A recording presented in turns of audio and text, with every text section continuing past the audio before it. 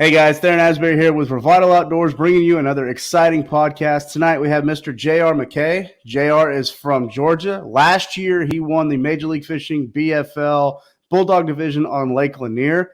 The tournaments are starting this year again with the Bulldog Division on Lake Lanier, so we're going to get to talk to last year's champion. We're going to talk to him about how he plans on defending his title this year and everything that he feels happened last year might equate for a victory this year. So we're very, very excited to have him on our podcast.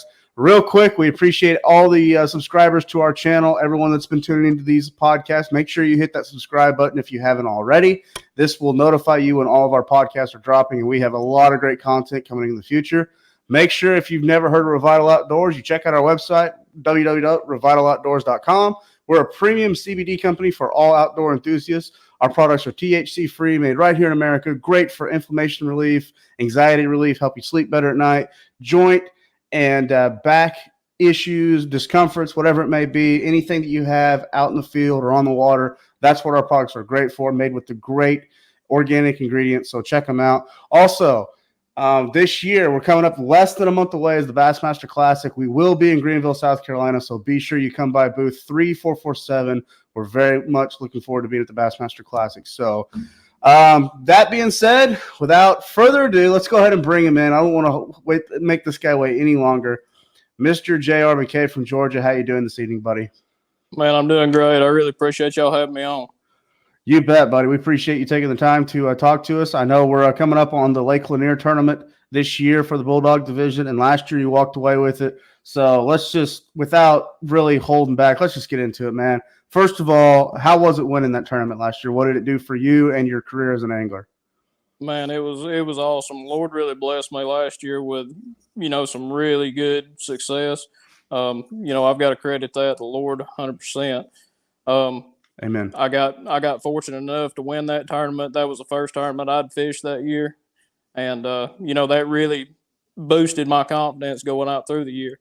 I also got fortunate enough to fish the All-American and, did good in several other tournaments this year. So that really, to kick your year off with a win, man, that puts some confidence under your feet, and that gets that big momentum going.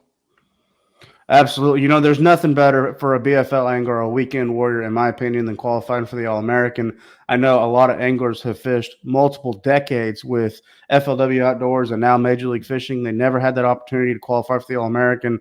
And that All-American has attributed to great careers out there, such as Jacob Wheeler, Jeremy Lawyer, Clark Wentlet, just phenomenal anglers that you see at the top of the Bass Pro Tour or the Elite Series now that started everything fishing that BFL All-American. So, I did a little research on you. You have gone to the All-American. You've had a lot of great success in your tournament career with Major League Fishing. You're just shy of $20,000 in winnings, and you've done it all fishing the BFLs and the weekend series. So that's really cool to see a grassroots guy like yourself do so well. And, man, you just seem like you have a lot of confidence there in Georgia, specifically on Lake Lanier. Oh yeah, Lanier's my home lake. I've fished it ever since I was old enough to drive, and when I got my license at 16, we built brush 4 nights a week and fished 3 nights a week. So wow. I've been on that lake every chance I could get since I was 15, 16-year-old. So for all the listeners out there tuning into this podcast, again, we're talking to Mr. J.R. McCay. He won the BFL tournament last year on Lake Lanier, the first tournament for the BFL division. Tell us, JR, since you're a local to Lake Lanier and grew up in Georgia, how important is the brush piles on Lake Lanier? To be honest with you, when I was 15, 16-year-old, you didn't have all the, high-end electronics that you have now. I really think the brush pile game is going away as the electronics get better. It seems like if you don't have less than 3-week-old brush that people haven't found, those bass are already pressured and they tend to not bite, or if you do get a bite, it's usually a 2.5 or less. Okay. So talking about your win last year at Lake Lanier, is that really what you keyed in on, was brush piles that you have of your own, or? No, to be honest with you, the ditch game, the classic wintertime ditch game, played huge in that tournament. I was actually pre-practicing when that cold front rolled in, and I knew that those bass were going to go deep and kind of glue to the bottom. They were extremely pre-spawn.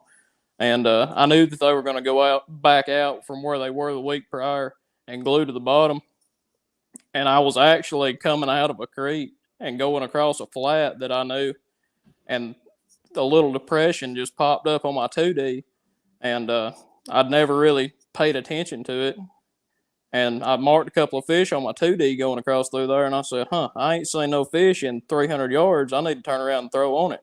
And when I threw on it, the first bite I had was a 5-pounder. So I knew I might have found something a little bit special right there, and Okay. got fortunate enough. I ran straight to it that morning, didn't have any problems. It was really pouring down rain that morning, and I think it was 27 or 28 degrees, so it made for a miserable ride all the way from the north end down to the dam. And we got there, and I got fortunate enough. First 3 bites I had were all over 5 pounds. Holy cow! What'd you end up with in that tournament last year? I think I had 18-13. That's a strong bag on Lake Lanier. I mean, very, very strong bag. That's one thing about Lake Lanier for all the listeners out there. It's a very, very strong populated spotted bass lake. It also has a very big population of hybrids and stripers in it, which makes it tough for the largemouth and spotted bass population to really flourish. So 18-pound bag on Lake Lanier is almost equivalent to a 30-pound bag on Lake Okeechobee. That's so phone's going off there. Sorry about that, guys. But anyway, so let's talk about it a little bit. You said you found a little ditch in practice. Does that mean you were catching fish that were staging for the pre-spawn, or were they still holding that winter pattern, or what was happening there? The week prior, we had some really unseasonably warm weather come in, and that really kicked those fish off into an extreme pre-spawn mode. I was honestly scared that they were going to catch them up the lake like they always do. When a really warm February and the water gets stained, you're going to get your teeth kicked in with somebody cranking a DT10 on some rock piles. When Really? they get Now up there, that's a first that I've ever heard on Lake Lanier. Yeah, when the water temperature gets right and they want to get up there in sun and warm themselves and eat crawfish, you're not going to win deep. Okay. So never heard of the DT10 on Lake Lanier. That's a new one for me. But hey, I believe it. I truly believe it, because it's just, in the wintertime, late winter, early pre-spawn, around the country, deep diving crankbait will catch them. So that's very interesting. Right there before, within a month of when they go on the bed, you better have a rock crawler and a DT10 in your boat if you get stained water on that lake. Oh, you're killing me with the rock crawler, man. You just gave it away. Just for everyone out there, throwing a little, 8 to 12 foot medium diving crankbait in a crawfish pattern on a deep, clear spotted bass lake, it doesn't work. Don't try it. You won't catch anything on it, So, no, that's really cool. So, is that pretty much how you caught your fish last year at Lanier? Were you throwing reaction baits such as crankbaits, jerk baits? No. What were you doing?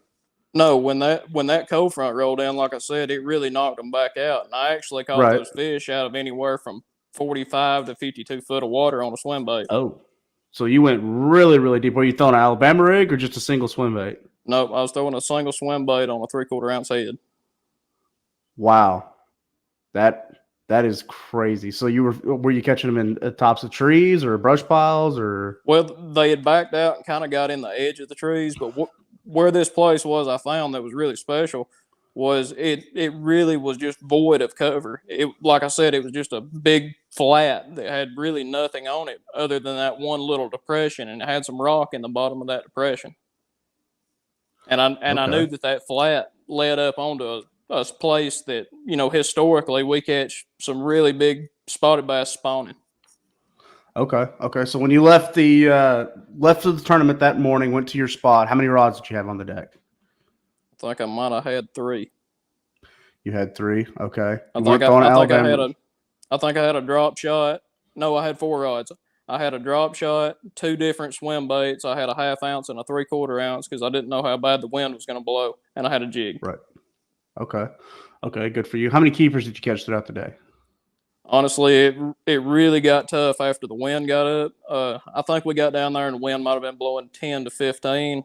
And by 12 o'clock, it had already picked up down there to probably 30, gusting up to 40. So it made it really hard to stay on those offshore spots. I might have caught 10 keepers all day. Wow. So you were dealing with 2 and 3 footers. Right. Yeah. I mean, It- and Ultrex has changed the game on that. But when you've got your trolling motor head coming out of the water, it's still really, really hard. yeah, you can't do anything about that. So, okay, well, that's really interesting. So, do you think with the lake conditions last year, the weather and all that, there's going to be kind of a repeat of that success this year, or what do you anticipate with the tournament this year versus last year? Really here in Georgia, we just have within the last month got our first taste of real winter. Hmm. I've spent probably 15 to 20 days on the water since January 1st from daylight to dark, and it is different every day you go out. Wow. Wow. Okay. Well, not really dialed into that pattern yet, but what do you anticipate for the weights? Do you still think someone can bring in that 18 to 20 pound bag, maybe even over? Do you think it's going to be tougher this year? Um, it being on Saturday, and I'm not getting to fish the BFL this year. I'm actually qualified for a team tournament, the Skeeter Boat Owners Championship. That'll be that same weekend. So Saturday, you're going to have upwards of 400 boats out there. Holy, that's a lot on Lanier. It is, and I really think that's probably going to hurt your weights just because of the pressure that's going to be on them. Okay. Okay. I I got you. think I think So, you can look. I think you can look at 17 still being really strong in that tournament.